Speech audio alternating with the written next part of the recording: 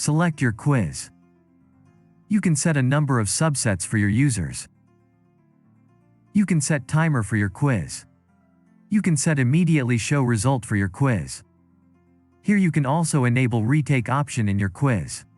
Note that all options you must enable for each quiz. You cannot enable these options for all quiz sets globally. Once you set up is done, click Set button.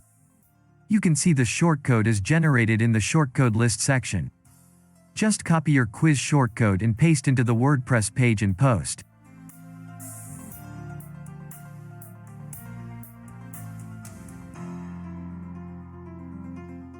You will see a Start Quiz button appear.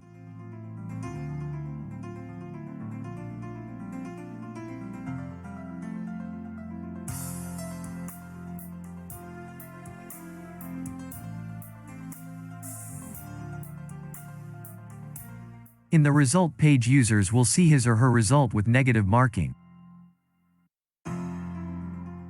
Once the quiz is done, the lead generation option will appear at the end of your quiz.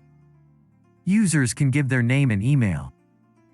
This email data is stored in the report menu in GS2WP Quiz and your Google Sheet also.